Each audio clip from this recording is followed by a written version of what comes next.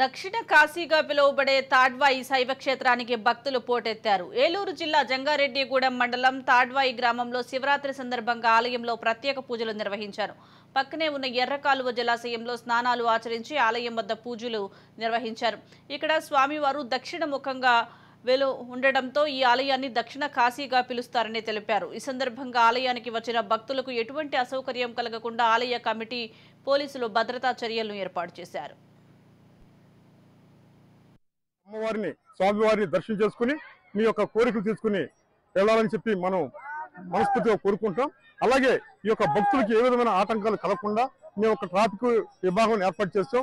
2 షిఫ్ట్లుగా మేము డ్యూటీలు పెట్టుకుని మొత్తానికి భక్తులకి అసౌకర్యం కలగకుండా మేము తగు జాగ్రత్తలు తీసుకుని మా ఎస్ఐ గారు జంగారెడ్డి ఎస్ఐ గారి ఆధ్వర్యంలో ఇక్కడ కట్టుదిట్టమైన బందోబస్తు ఏర్పాటు చేస్తాం.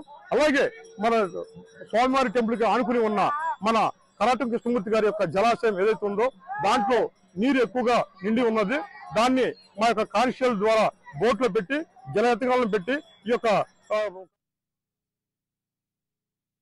జంగారెడ్డిగూడెం మండలం తాడ్వాయి గ్రామంలో ఉన్న శ్రీ భద్రకాళేశ్వరి సమేత వీరేశ్వర స్వామి వారి దేవాలయంలో ఈ మహాశివరాత్రి సందర్భంగా ఉత్సవాలు జరుగుతున్నాయి. దీనికి సంబంధించి కట్టుదిట్టమైన భద్రతా చర్యలు తీసుకోవడం జరిగింది.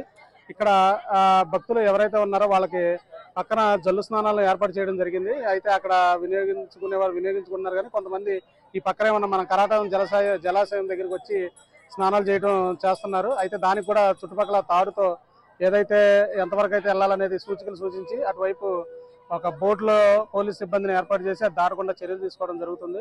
ఎటువంటి అసాంఘిక కార్యక్రమాలు జరిగినా కానీ ఎటువంటి అవాంఛనీయ సంఘటనలకు తావు లేకుండా కట్టుదిట్టమైన భద్రత ఏర్పాటు చేయడం జరిగింది. అలాగే ఈ ఉత్సవాన్ని రోజులు కూడా పోలీసు సిబ్బందితో పటిష్టంగా ఏర్పాటు చేయడం జరిగింది. మా సిఐ గారు కానీ, డిఎస్పీ గారు కానీ, మా ఎస్పీ మేడం గారు